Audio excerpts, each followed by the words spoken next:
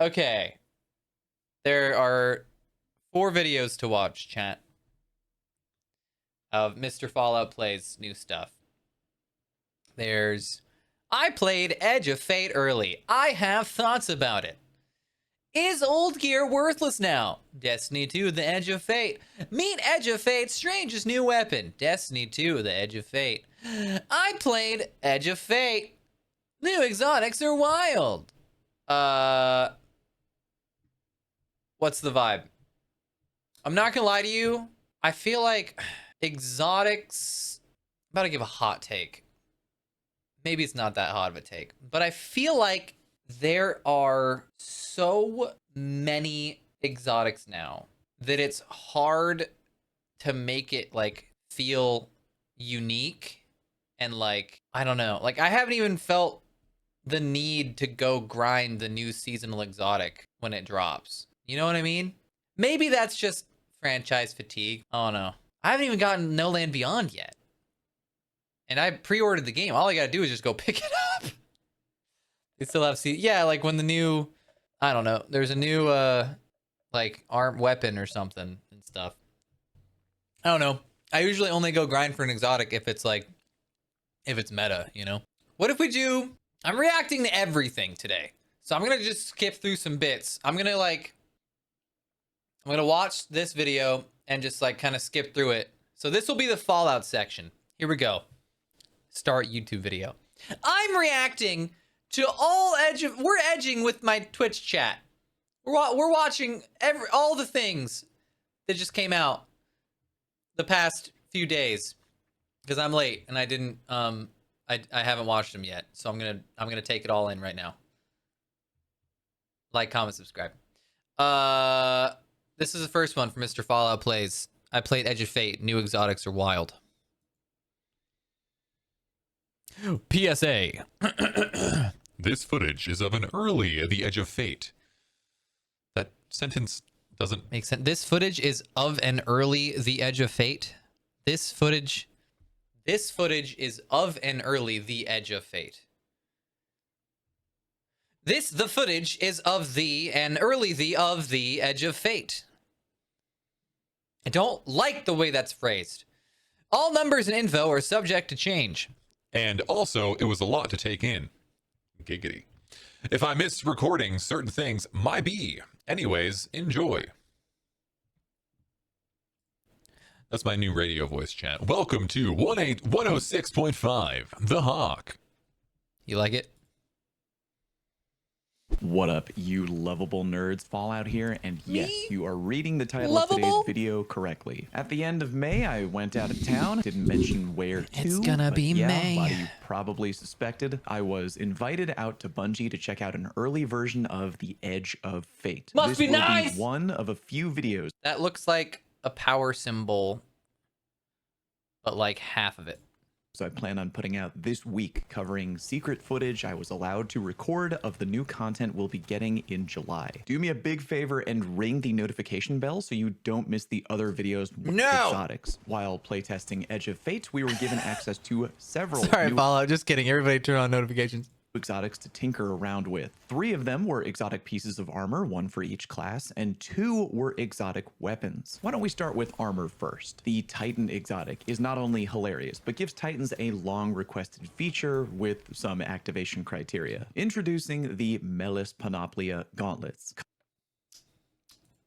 Is that how I would have pronounced it? Melis Panoplia. 10 out of 10. Did I name it right? Panoplia gauntlets. Collecting a fire sprite or rapid solar final blows make you a forge master, allowing you to recall your throwing hammer. After impacting a target, recall your hammer at full intensity to perform a perfect recall, causing an explosion of forge slag. Perfect recalls and collecting fire sprites extend your time as a forge. I thought you could already do that. Or no, I guess you just hit him with it and they died and you picked it back up. Yeah. Forge Master. Translation. Step 1. First activate the Forge Master buff, which when it's ready, you'll notice in the bottom left-hand corner of your HUD. You activate it by either grabbing a fire sprite or by getting rapid solar blows, which IMO is way easier depending on the gun you got. Step 2. When Forge Master is on your HUD, the next time you chuck your hammer, the timer will activate, and now you basically turn into a fire-themed Thor. Throw your hammer, and if you hit the target, you'll cause an explosion of slag. Okay, that's and then satisfying. hit the melee button again to recall your hammer, rinse, and repeat. At least it has a cool animation. It doesn't just show back up. It you bonk. That's cool. That's satisfying. While the hammer tracking seems to be ramped up in Forge Master mode, I'd say to make sure that you're still actually aiming, because if you're accurate and good at executing perfect recalls, i.e. pulling your hammer back at the exact right time, you'll extend your Forge Master timer. Whiffing your hammer throws is a feels bad moment though, and does not extend your timer, so yeah, you kind of have to act fast, but also be sure to be accurate to the best of your ability. I feel like this exotic is a not so sneaky way of the Bungie devs trying to find literally any way on God's green earth to convince the Titans out there to use anything other than prismatic consecration. The Panoplia gauntlets go well with both Roaring Flames and Soul Invictus. I don't care about that. That looks cool though. More on that later this week. So I should damage testing and see if they can stack up to the gold standard of Titan melee spam, Consecration Knockout Prismatic Titan with Spirit of Syntho armor. That little build package puts in a wild amount of work. No, the only little build package that puts in a little bit of work, isn't it, Fallout? Isn't it? In PvE these days for very little effort. So while definitely fun, Panoplia really has its work cut out for it. Next up, we have the Eunoia Warlock gauntlets. I'm sure I'm saying you that know it. You know it. properly, and He nobody hopes it won't take 10 years. Is that you, chat, when I tell you when I'm going to stream? will correct me ever. Hellion projectiles deal increased damage the further they travel, eventually fracturing into scorching shrapnel. TLDR, fellow floofing warlock bros. Equip the Hellion aspect either on solar or prismatic, and now your little solar buddy will hit harder the further the projectile goes. That's cool. I came home after my trip and recorded some footage of the current Hellion aspect, and whoops, I forgot. Oh, that's a lot of damage! Power level is getting shaken up drastically in Edge of Fate. More on that another day. And it definitely has a big effect on our damage numbers, so almost impossible to compare damage output when I was at Bungie with... Because, like, that's cool, but, like, I feel like the most important exotics for endgame content is, like, damage output. Or, like... I don't know. I'm just a little slut for my getaway artists. Being able to put a turret down and get devour, it's just freaking nut. You know what I'm saying? Current damage output. I just love it. But I guess Hellion's kind of a turret too, but Here's some good that's news, my though. vibe, Unless bro. there's something else going on, and again, our recording sessions were kind of wacky. By the way, against a yellow bar ogre. Hard. Okay, what's the hunter? Stupid hunters. Moirai. Quick side note, there's no way that Bungie doesn't know. Editing mistake? Quick side No, note, never there's mind. no way that Bungie doesn't. You missed the good news. God damn it. In current D2 against Carl the Cabal. With no, we get an ignition at either 2 or 3. Here we are in Edge of Fate in the shooting range. I don't know where he which is said the a good news. Yellow bar ogre. Hard to 2 or use. Get actively think. Get drunk and do your thing in the kitchen. I think this is got to what they're doing. Crazy thing to go back into. That's the only thing I'm gonna take from this video. Just get drunk and do your thing in the kitchen. All right, here, this shank. At Bungie with current damage numbers, so almost impossible to compare damage output when I was at Bungie with current damage output. Hellion, the numbers are way too different. Here's some good news though. There you Unless go. there's something else going on, and again, our recording sessions were kind of wacky, but it seems like with Eunoia, the extra projectiles from Hellion result in a faster ignition time. Here we are in current D2 against Carl the Cabal with no other Okay, feel good? You found the good news? We're going to Moirai. armor to weapons, then yeah, More on that in July, I'm sure. And before we move on to weapons, exotic hunter armor. We got a chest piece called Moirai. Quick side note, there's no way that Bungie doesn't know what they're doing when they're naming these exotics, right? Like they're trying to confuse people, right? It doesn't matter. Anyway, the exotic trait is Web Catcher. The threaded spike can bounce to tangles, detonate them, and return immediately. Tangles detonated by threaded spike are rewoven and retrieved by it. Catches without a tangle refund extra melee energy. We are running out of words, it's a lot bro. of info to take in, but I can summarize it in 2 words. Strand spam. Once you've managed to generate a tangle on the field, take your threaded spike melee and chuck it at the tangle. Bonk. Mission complete. Not only will you detonate the tangle, Makes a but when Beyblade your too. threaded Cool. spike melee returns, you'll now be holding a tangle. You've both detonated the one on the field, Sounds and cool. you've cloned a new one into your hands. That might not sound like a lot at first. Sounds but like if you crazy play a ad lot of clear. Strand Hunter, I'm sure you're already starting to see the vision on what you can do with this exotic. The Beyblades aspects that everywhere. IMO were born to be paired with the Moirai armor are Whirling Maelstrom and Widow's Silk. Whirling Maelstrom because when you detonate the original tangle, it now becomes a Whirling Dervish of Green Destruction, Cool. where you place your grapple grenade melee. Then instead of locking onto your Whirling Maelstrom, the grenade will lock onto an enemy instead, in which case you would not insta-refresh your grenade energy. This Sounds like a mistake skill can happen issue. very easily because, you know, Whirling Maelstroms aggressively target enemies Unless and you're dig bad. into them, meaning All you're right, fun. next All right, why weapon. don't we move on to weapons? Someone ring the bell because we got yet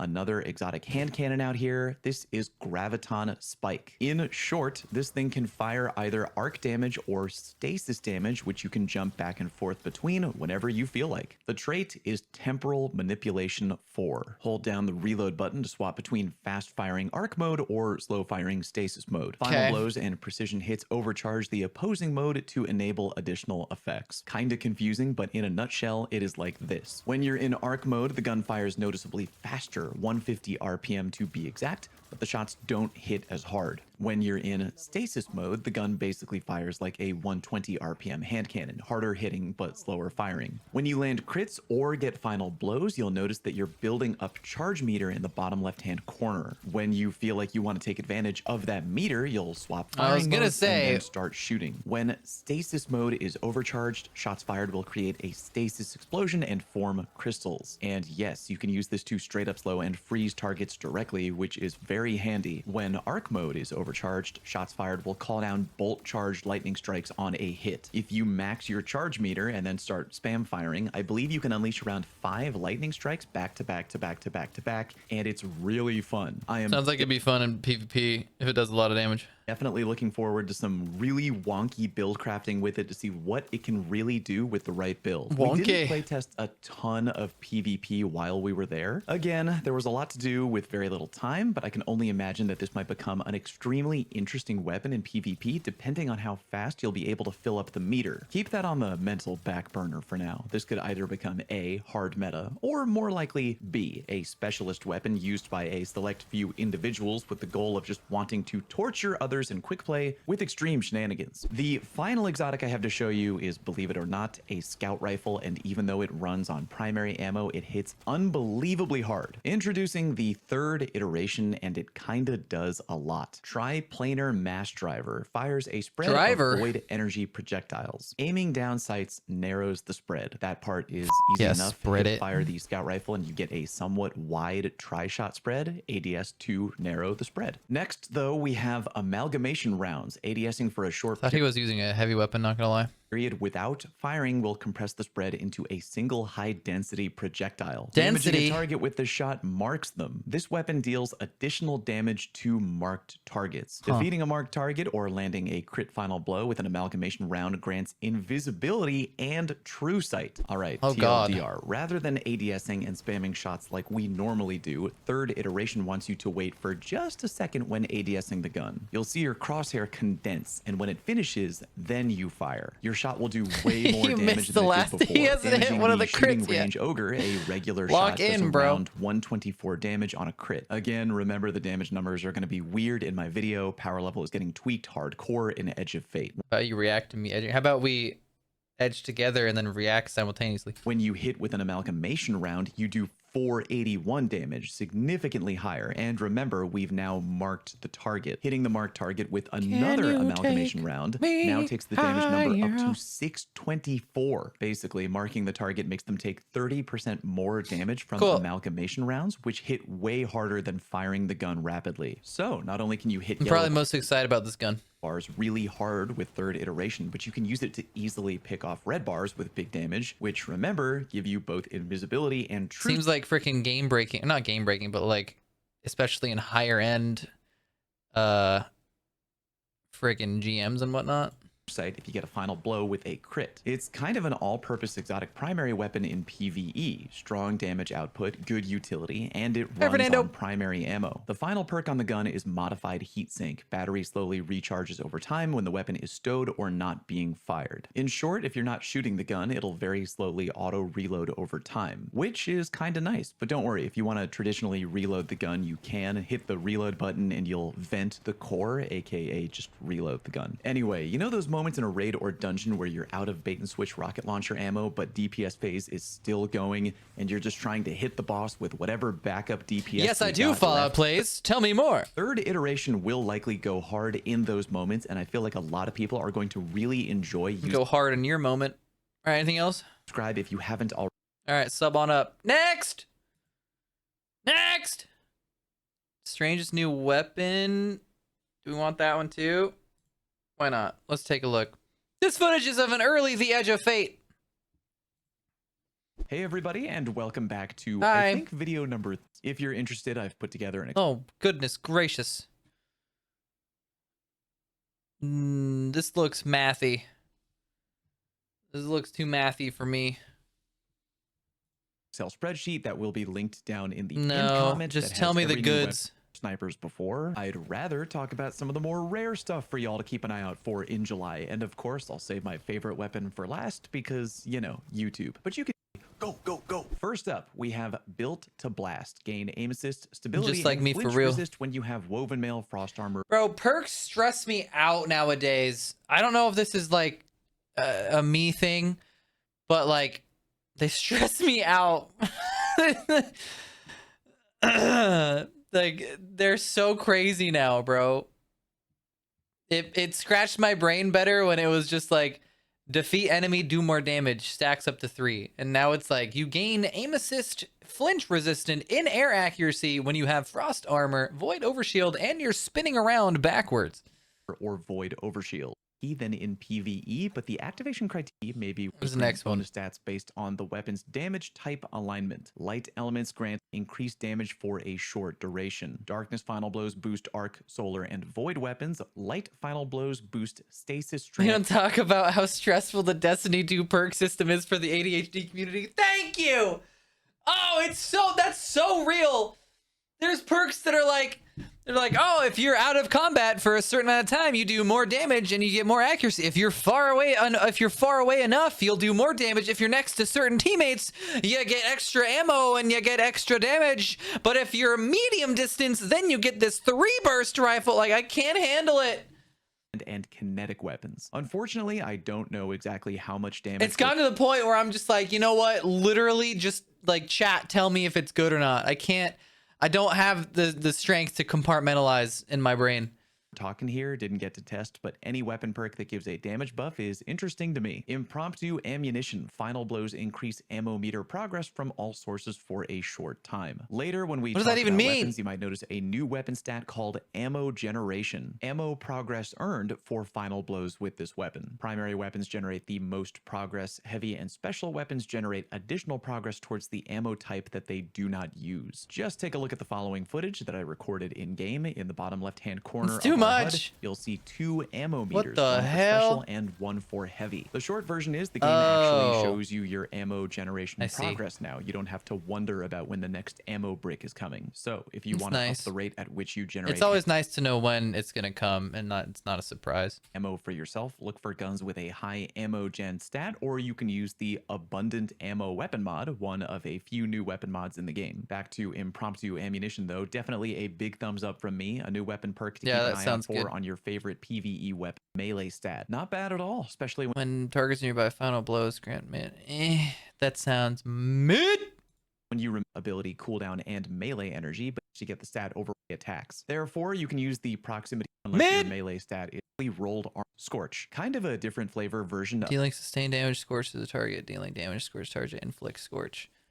I guess that's good for like build crafting, but you know, it's not. Of incandescent that I'm really excited to use by enemies get to a target directly. Overall, extreme ability to roll both for mash damage grants a bonus to the grenade stat. Another blaster? Another Baja Blast back to back? Okay.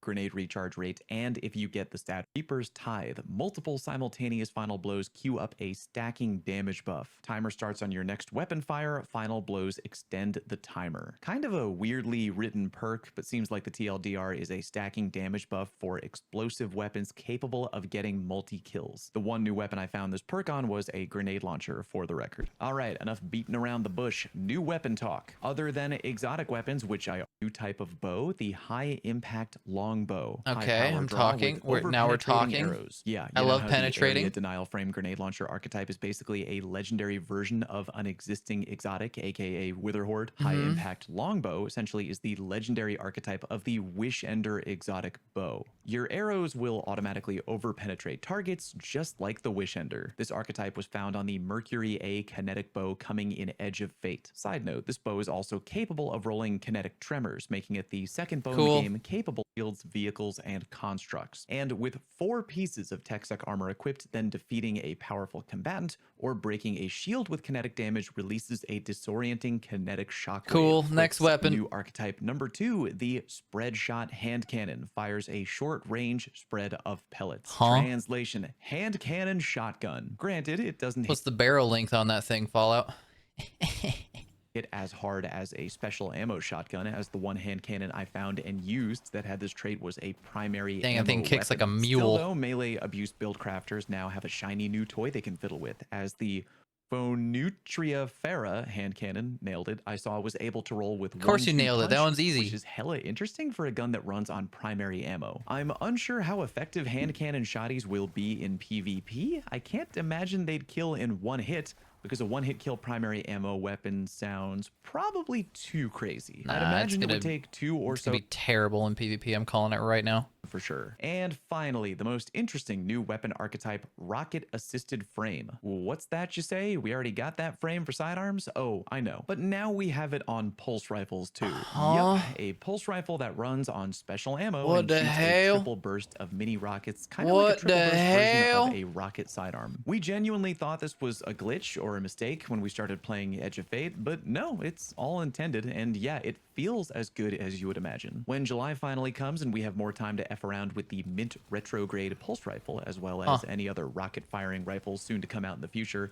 the real question will be, is this weapon's ammo economy going to be as good as the current rocket sidearm ammo economy? Part of the reason rocket frame sidearms are so freaking awesome in PvE is not only because they hit incredibly hard, but because their ammo economy is so easy to maintain. You can almost straight up use them like a primary ammo weapon. If rocket pulse rifles wind up being the same way, then Mint retrograde or any other rocket rifle will easily be high tier for PvE. I should also mention that the retrograde had some very interesting weapon perk options, including chain reaction, which, quick reminder, is not a perk currently able to be rolled on any rocket. Found in the pinned comment for more info. Cool. And Next. if you're not familiar with Excel. All right, this is the one I think I'm most curious about. What's going on with the armor? Do I need to delete everything?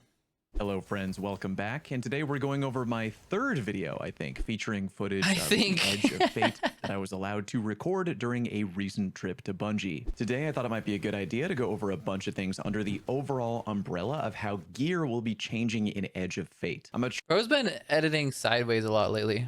try not to go too overboard, but some things Showing in full force. Well, I'm just, I'm being speedy with it, because like I'm interested, but I'm also like, I'm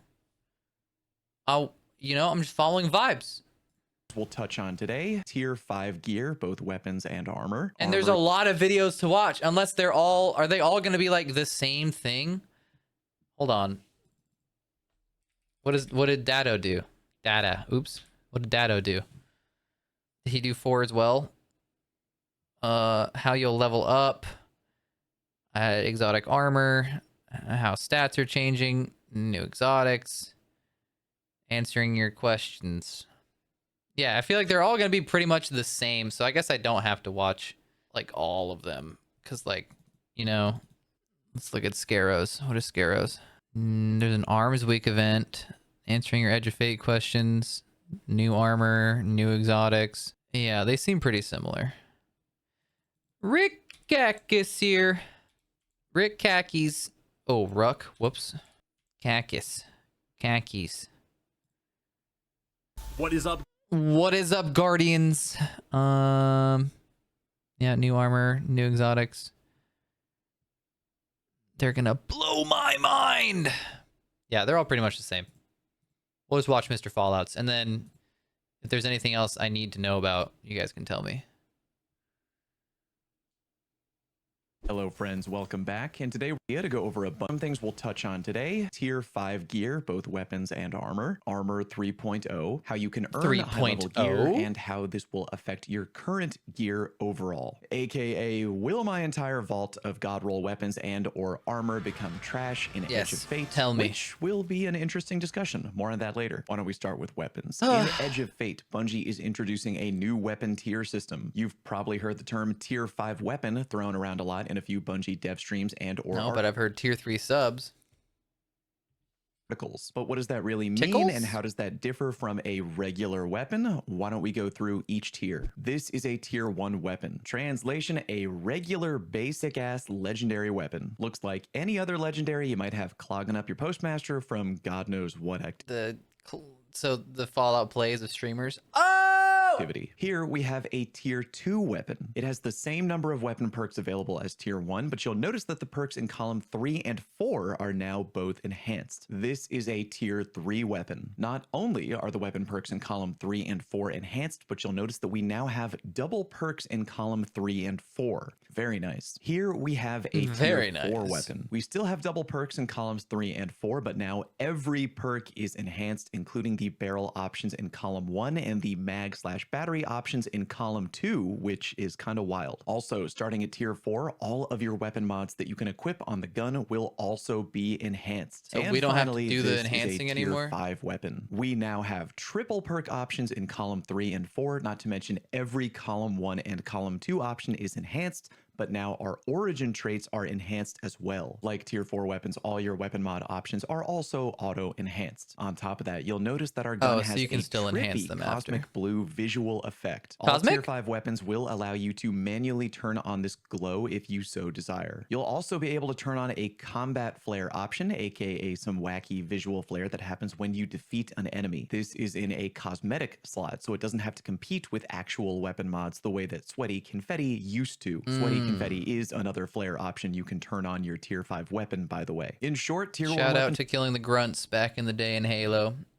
The confetti. Yay! are very plain Jane, and Tier 5 weapons have way more options, visual flare, and are oozing with enhancement upgrades every which way. That being said, though, don't think that you have to have every weapon in the game as a Tier 5 option, and your gear will be subpar at lower tiers if you don't grind out high tier weapons. Tier 5 weapons are definitely the best, but I would be perfectly fine with a Tier 3 weapon if it had the right role. Tier 4 and Tier 5 weapons are for people who really want to min-max and show off their visual flare. What about Tier 5 armor? Kind of exactly how you'd imagine. The higher the tier, the better the stats overall, as indicated by this in-game screenshot. Remember, all numbers may be subject to change. In addition to better stats on your gear, starting at, I believe, armor Tier 4, your armor energy cap will get Helmet raised looks like up from something. 10 to 11. That might sound like a minor benefit, but just think about how Minor many times you benefit. wanted to put on another stronger armor. Nice car. A little bit too much energy. With Tier 4 and Tier 5 armor, you'll be able to cram that bad boy in and hopefully make your build a little bit better. Cram Tier 5 that bad armor boy will in after that alert Fallout is crazy. also allow you to insert a tuning mod into your armor. This is kind of reminiscent of how Artemis armor mods work right now. It's like a free space on your armor that doesn't cost anything. A balanced tuning mod will slightly increase the 3 lowest stats on your armor, while other tuning mods will allow you to raise one stat while lowering another. If you're wondering why only one stat in particular can get raised, as shown here, well, check that tiny little symbol down by my armor stats. What do those 3 tiny lines mean? That would be my They're armor's lines. tuning socket stat. It is determined by RNG when your armor drops, and those 3 little lines indicate what your arm's socket stat will be out of all 6 options. And by the way, yes, armor stats have changed, as you've noticed. Good eye. More on that a little bit later. For right now, why Stop don't we saying answer a later, simple tell me question. now. Now that we know the difference between tier 1 gear and tier 5 gear, how the hell do we get tier 5 gear to begin with? You can actually get it from a lot of different sources, but the ultra short version is harder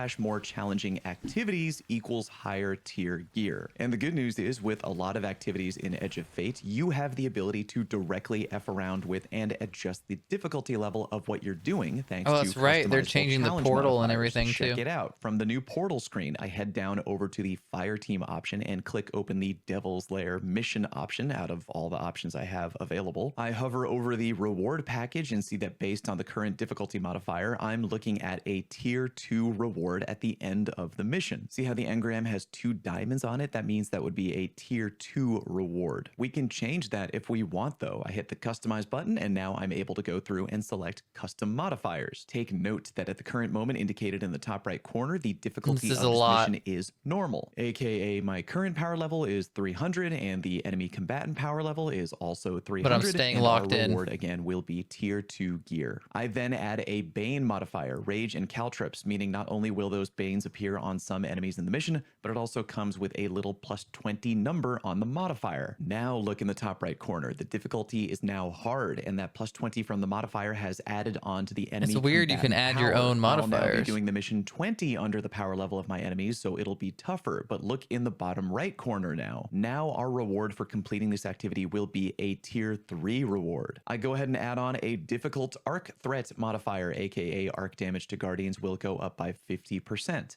I've now raised the combatant power to 340 overall, so I'll be 40 power levels beneath my enemy, and the difficulty has gone up to very hard. But look, now our primary reward will But be wait, tier there's more. 4 gear. But what about tier 5 gear, you wonder? Tier 5 gear will be unlocked at even higher tier levels of play. If you look over on the left, you'll see our available levels of playable difficulty. The highest tier we were able to play while in the Bungie playtest area was Master, aka 300 combatant power, which you can ramp up a bit if you want, like every other level of difficulty. In order to unlock the next difficulty tier though, you have to complete a challenge of some kind that Bungie called conquests. These were not something that we were able to experience or try out, so your guess is as good as mine as to what the details of those might entail. But yeah, unlocking them and completing that challenge will allow you to step up a tier, and as mentioned, the Nice higher shot, tier bro. the difficulty, the higher the tier of rewards you are able to earn. Tier 5 gear specifically, I believe you'll be able to unlock at the high end of Grandmaster tier, aka selecting the Grandmaster difficulty and then really cranking up the dial on enemy power and modifiers. And on that note, why don't we talk a little bit about power level. Power level is changing in Edge of Fate. In July, your Guardian's gear power is going to be reset to, I believe, 10, and your first major challenge will be hitting the persistent power cap of 200, which is kind of the new standard power cap for gear. As the game tells you, you'll be able to increase your power beyond 200 by obtaining new gear with seasonal bonus power. You can earn higher seasonal bonus power by playing harder activities. You know, kind of like the stuff I just showed you. Ramp up the difficulty for a mission, activity, whatever, and you'll get gear with seasonal bonus power. This begs the question though, well, if new gear can drop with seasonal bonus power, what about my old gear? I don't have any footage of this to show you, but this was something discussed in one of our meetings. Apologies because I'm going off pure memory here. We obviously weren't allowed to bring the Bungie dev presentations home. But in short, apparently there will be a way for us to infuse our old gear above power level 200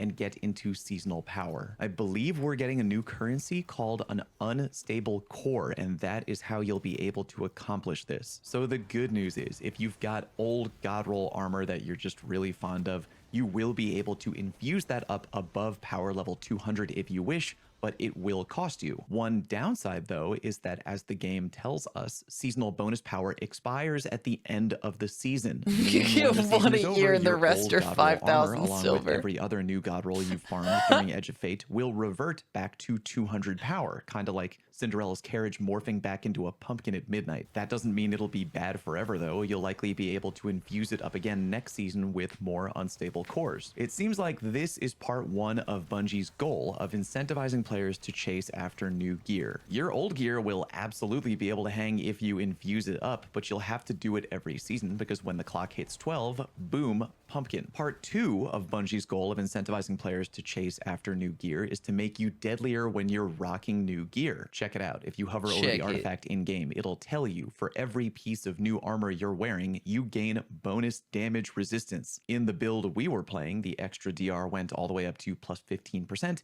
aka 3% per armor piece. But again, those numbers may be subject to change. Also, using new weapons will result in a straight up damage buff. For example, equipping a new heavy weapon from that season gives me a plus 15% stronger outgoing power weapon damage. Same thing for equipping a new kinetic weapon or a new energy weapon. This is a really interesting tactic that I'm not entirely sure how the community will react to. On one hand, old gear won't become worthless. It'll still be able to hang in new seasons of content, which is good. On the other hand, getting free damage reduction and extra damage output is... They're essentially making it so you have to run it. So like day one raids are all going to be new gear and new weapons and stuff to like showcase the new stuff, which is kind of, I don't know how, I don't think it's a bad thing, but it's interesting. Is pretty goddamn tempting for higher end content like dungeons and raids. Bro, who broke the NDA and told above? This is insider trading. Dog went in and did a subathon to delete his vault before this got announced. That's crazy. Think if the number were any higher than 15%, like if new gear gave your weapons, I don't know, 25 or 30% extra damage, yeah, you'd basically be an idiot for not running new gear. But I think 15 or maybe even 10% might be hovering around the just right territory. I can still bring old god rolls and they do fine. You're literally high if you think I'm going to dismantle my adept Lotus Eater, for example, but you still have that extra incentive to chase new gear as well. It definitely helps solve the problem of going into a new season, looking at all the new weapons and armor on the table and going, they're all trash. I ain't going after any of that because now they all come with a baked-in bonus. But yeah, your old armor and weapons aren't going anywhere. You'll still be able to use them if you want. It's just your old weapons won't get the same level of enhanceability that new tier 5 weapons are capable of getting. Your old armor won't be able to hit 11 energy or roll with set bonuses, which are a thing in Edge of Fate and are kind of awesome. Wearing your old gear won't give you a bit of free extra DR, and rocking old weapons won't give you free extra damage output. I honestly, I'm thinking about it. I like it. I like it a little bit more because I'm upskirting you guys. I like it a little bit more because it's not just like a number on the screen saying this is better than the other one. You know, like in the old expansions or like Forsaken drops, and the power level grind is just so annoying to me because it's the same stuff you're getting, but it's just this one says it's better. But now there are certain things each season that are going to make the new armor better. I think I like it. I think I like it. But so yeah, with all this info, I definitely may go into my vault and do not a total purge, but I may be cleaning a fair amount, especially PvE focused stuff. One more thing to mention about gear changing. Class armor is now getting actual stats in Edge of Fate, yay. And as we mentioned earlier, the armor stats are not the same. Mobility, resilience, and recovery are no longer a thing. We now have health, melee, grenade, super, class, and weapons. Take note that getting these stats above level 100 will yield enhanced benefits, which is really interesting. At least it is to me. But yeah, class armor will now have stats going forward. And if you're thinking, oh god, does that mean I have to regrind all my exotic class armor rolls? I will literally throw my PS4 out a goddamn window right this second. Thankfully, no. Exotic class armor in particular is retroactively getting stats baked into them, apparently based on what perk combos you have on that armor. Okay, one final thing to talk about with armor, and that is armor archetype. New armor in Edge of Fate will now have an armor archetype associated with it, and I believe there are 6 archetypes in total: Paragon, Bulwark, Brawler, Gunner, Specialist, and Grenadier. Each archetype has a primary and secondary stat associated with it. For example, Paragon has a primary stat in Super and a secondary stat in Melee. As you can see, this armor has a third stat bar, and I believe that whatever the third stat bar is determined by RNG when you acquire the armor. Exotic armor from your collections, and I believe all your currently held exotic armor will be updated to fall under the category of one of those previously mentioned armor archetypes. I think Bungie said they tried to do whatever just seemed right for the armor. For example, Titan Syntheseps are a very melee-focused exotic, so naturally they will fall under the Brawler archetype, which you can see from collections. But what if you wanted exotic armor to be a different archetype than whatever Bungie assigned it? Well, I believe your exotic armor drops will have different archetypes when acquired out in the wild. You can also adjust mods on your Ghost to ensure that your armor is more likely to drop with a particular armor archetype. And on top of that, you can talk to Ada 1 and pick up something called exotic requisition Ada. orders. These will allow you to focus any piece of exotic armor with the exact armor archetype that you want. I know that was all kind of a huge info dump, but I hope I explained it in a way that kind of made sense. In short though, I wouldn't go about deleting your entire vault. Top shelf god rolls will still undoubtedly perform well in Edge of Fate, and your god roll armor should be infusible and usable if you wish. That being said, Thanks for the massive dump, Fallout. new gear comes with inherent bonuses, which are definitely something to keep in mind because they are very good. Ring the notification bell because I have more videos coming out on Edge of Fate this week with new info and new footage. Thank you very much for watching. Peace. You're welcome. All right, last one.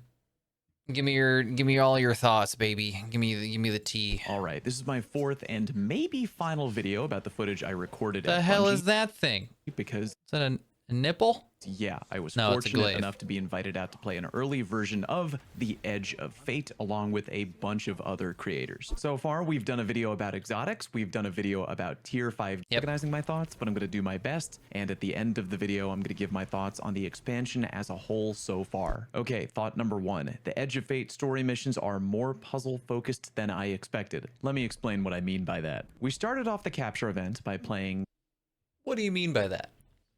not all, but a few campaign missions featuring quirky new character Lodi, aka Quirky. the love child of Glad and Saltagrepo. Almost right away, I unlocked the Matter Spark ability, aka the ability to condense your guardian Hole. down into a little electric Go ball. into While in hole. this form, you can squeeze No, not yet, Bromar. through tight spaces and get to new areas that you weren't able to access before. You can also use your Matter Spark Ball to shoot lightning at little structures, which look like alien air conditioners that can open doorways or power down shields. Here's a really good example. Take a look right here. So the game wants me to go through that tube tunnel up ahead, but it is blocked by a small closed door. I already You let the knew footage this. play, I'm gonna and skip to it a little open the bit. door, I experience all that on your own.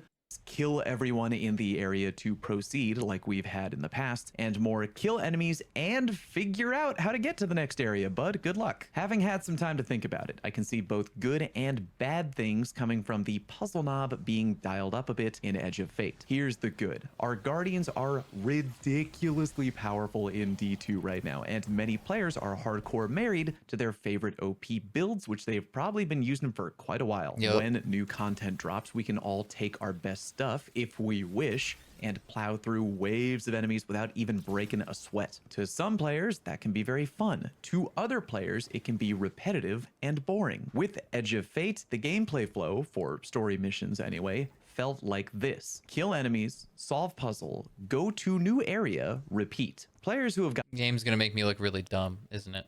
gotten kind of tired of smashing through missions with nothing but hardcore violence and overpowered ability spam will now have to take a minute to sit back and actually think about what to do and where to go next. Parts of the story honestly felt like 70% Destiny and 30% Portal. Most of the time, I enjoyed solving the puzzles. I thought they were interesting and fun. Other times, though, to be honest, I found myself fairly frustrated because straight up, I genuinely had no goddamn idea what the Christ to do or where to go next. And that brings me to possibly the bad Skill of adding issue. more puzzles to Destiny story missions, and that is players who aren't used to this kind of thing and play D2 just because fun, shooty, looty game, and they may get mildly annoyed by this sudden mechanic of, hey, hey, figure out how to get to the next area, good luck. And let me clarify, if Edge of Fate comes out and all the puzzles are easy to solve, don't be like, wow, Fallout may be a few beers short of a six-pack. I mean, I am, but that's not the point. Some of the puzzles might be adjusted between when we played and when the game launches, because again, when we were there playtesting, it was sometimes not really clear on where to go. I could absolutely envision some players looking around for a while, truly not knowing where to go or what to do next, and then being like, fuck this shit, I'm gonna go play Repo. This is sort of compounded by the fact that the new area we're playing in is very, as some of the Bungie devs described it, labyrinthian, aka pretty damn easy to get lost or turned around in. I think the new puzzle approach could go either way, but at the very least, I'm looking forward to seeing how these new puzzle solving mechanics will interact together with finding hidden in-game secrets, which has always been a part of Destiny that I've very much enjoyed. Anytime there's new hidden stuff in the game, hidden missions, hidden areas, all that junk, I think adding the weird puzzle stuff could make finding new secrets way more interesting, and I'm really hoping that is the case for Edge of Fate. Naturally, when at Bungie, I tried to explore the new areas hardcore when recording, and I did notice that if I wandered a bit too far off the beaten path, a dev would politely tap me on the shoulder and playfully say something like, hey, where do you think you're going? Get out of here, the mission's that way, buddy. Which is to be expected. I wasn't allowed to explore everywhere, can't blame a guy for trying. Thing number 2, power reset and the new grind. If you didn't know, Interesting they wouldn't just have it blocked off though. Getting a hard power reset in Edge of Fate, which I briefly mentioned in my in-depth video going over tier 5 gear. We're gonna start at, I believe, 10 power and then grind up to what they're calling the persistent power cap of 200. After that, you will be able to grind above 200 power. I think the first half of any new season will be capped at a max of 450 power, and then the second half of the season, the cap will get raised to, I think, 600 power. Don't quote me on that. The numbers are all subject to change, I'm sure, but yeah. Then at the end of a season, your seasonal bonus power video, you can do a wide variety of activities, many of which can be customized by fiddling with in-game modifiers. That is to say, you add a challenging modifier, also allow players, if they wish, to do the entirety of their power grinding in PvP mode. It's a very interesting new system across the board. Bungie's essentially firing a starter pistol at the beginning of a new season and letting you grind until your heart's content. No more of that, okay, you've done all the grinding you can do this week, come back next week. Like, you can just get out there and grind until you pass out. I mean, like, don't hurt yourself, but you know what I'm saying. I'm gonna be really interested to see how this new power grind restructure pays off. We were told, in a nutshell, that this new power grind will be challenging, and they predict a lot of active players won't even hit the power ceiling of 450 at the season halfway point unless they go tremendously hard in the paint. There will be more efficient ways to power grind, by the way. Here's a good example. Certain activities will occasionally get hit with random bonus drops. Here we see the Kel's Fall exotic mission. See the green engram icon right there? That means that in addition to your regular completion rewards, you will also get bonus drops. In short, you can farm gear and power level more efficiently if you target farm activities featuring these bonus drops. Still though, it is an interesting double-edged sword. As is my understanding, there are no limits on what you can grind and how much you can grind per week, but it'll be harder to reach the cap, apparently. I like the idea of people being able to grind whatever activity they want, however often they want, especially with custom modifiers, or being able to do it in PvP if they wish. It gives a lot of freedom, which I think some people will appreciate. I'm sure some of the hardcore no-lifers out there, God love them, will absolutely crush the power grind way too fast for bragging rights, and then find themselves with much less to do, as is tradition, but that is their God-given right, and I ain't gonna tell them what not to do. Right now, I'm feeling open and cautiously optimistic about this change. We'll see how the new grind goes. Thing number 3, I like weapon tiers. Granted, I really like that it's not capped at like a certain amount per week. Like, ooh, scorching hot take, dude. Like, having to like level up your characters for raids and like doing them on your least played character to your most played character, and then the next week you reverse the order to then get the drops to take your weapons over to this character to like optimize your power level grind to get the best point for the raid. I hate that shit, dude. Oh, you go here and this is a powerful 2 drop to get this item, then you go over here, this powerful 1, this is a pinnacle which gives you this, and you got to get this and then that and then this and then that. Like,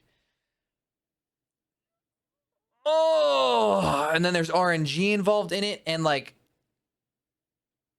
Oh, I don't think this is a hot take. We all agree with you. The hot take is that there would have been dozens more, if not hundreds more, maybe thousands more completions of the Last Wish raid if there was more, if more people were up to light. Because the biggest thing that was people was the light level. We were like 40, 50 under light because we didn't get as lucky with RNG drops, and or some of our people didn't play as much and like couldn't grind as much because we only had like what 3 days or like a week before the raid dropped. Like I will die on that hill. Like that, like we had the mechanics down. We just got damage checked, and it was only because we didn't get the RNG drops that we needed to get. Like that was so annoying. Anyways, continue.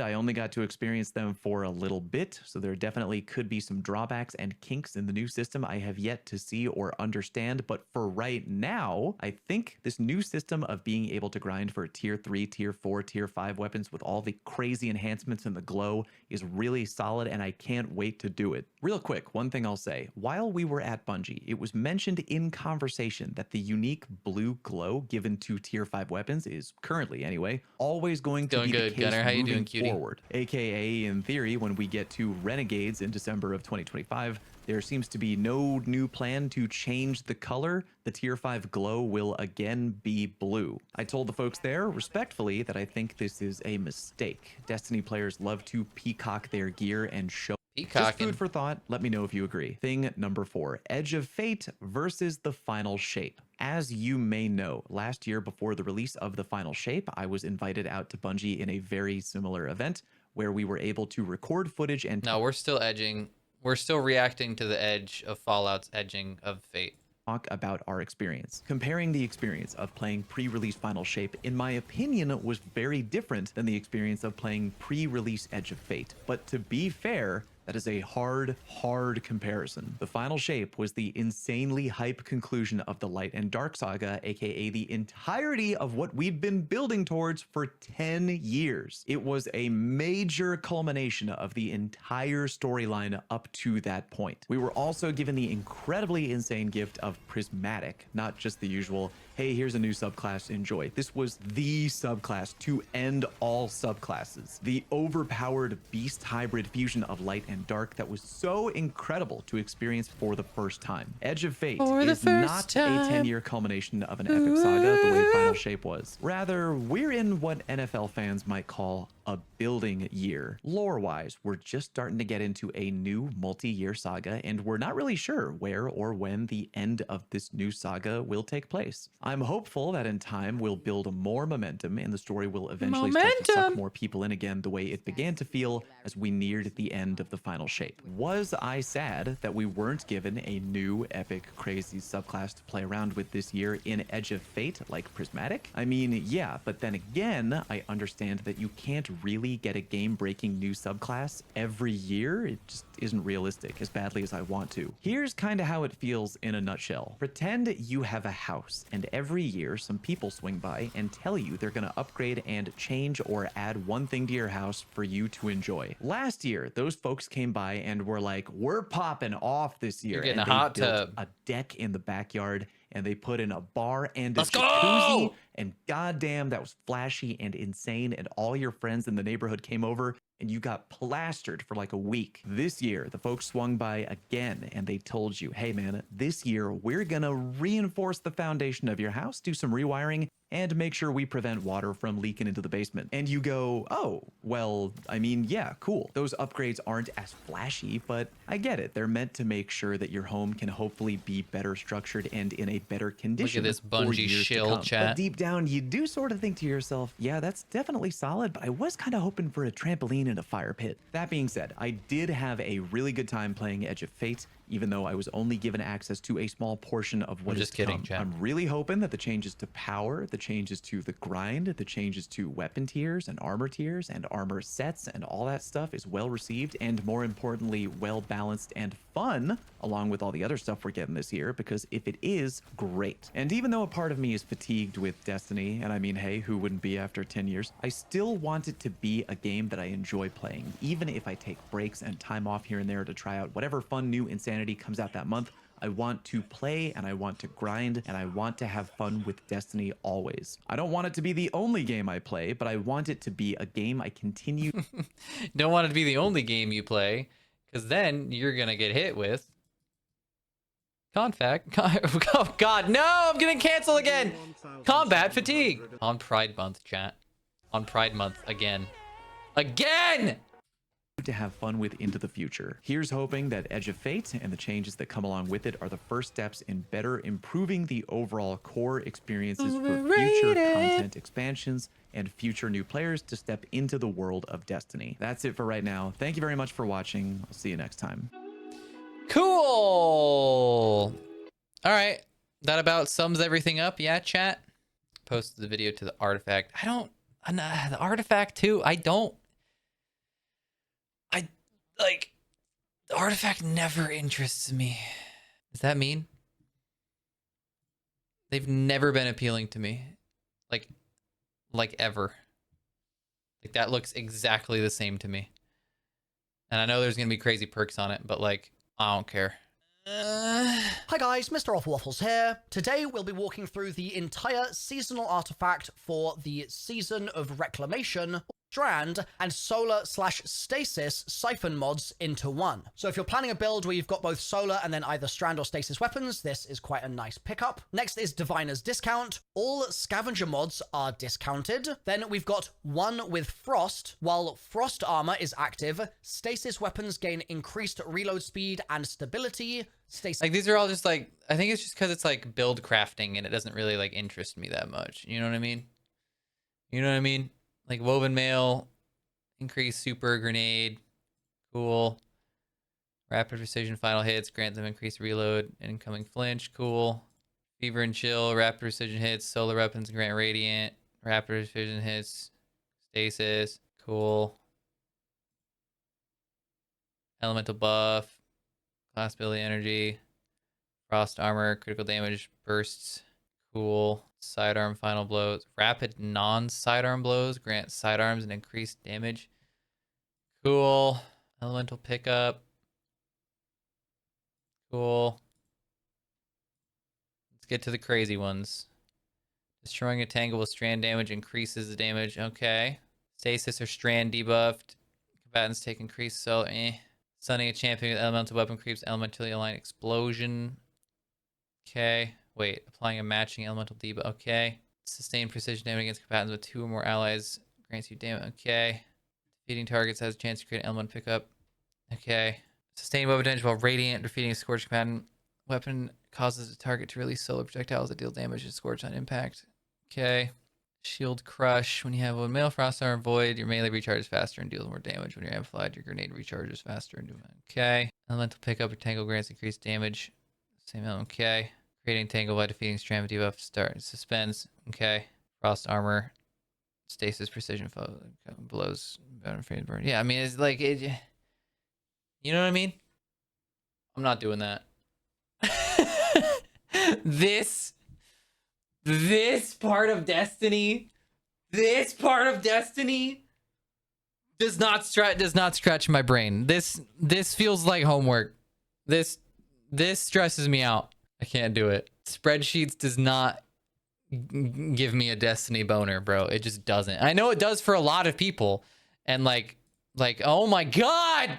No, man, I can't do it. This is insane for me. Like, I just shoot things, man. At the end of the day, there's just a PvPer. There's just a little PvP inside of me that wants to come out and shoot things and do day 1 raids and stuff like that.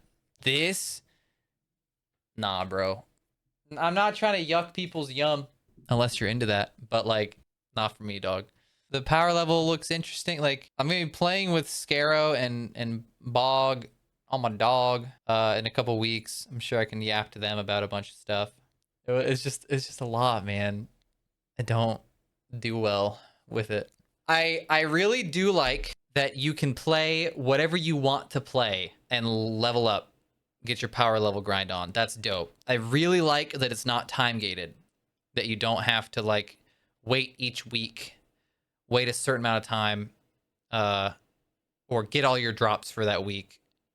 Very annoying. I never liked that. So it'll be easier to grind and like get raid ready.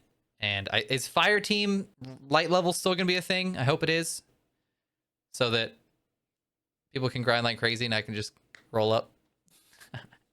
I like the armor and I like the weapons giving you a bonus for the new season, because that'll like incentivize you to have to use the new stuff for like end game content. But then when you're just doing regular stuff or PvP or whatever, you can just run whatever you want. So it looks good. I think they cooked. The exotics, again, I feel like there's power creep, and weapons, exotic weapons and exotic armor is hard for me to like get excited about, because I just feel like there's so many. It's reaching into that like little stressful era now. But yeah, it looks good. I'm excited. W. Can't wait to edge. Be sure to like, comment, subscribe.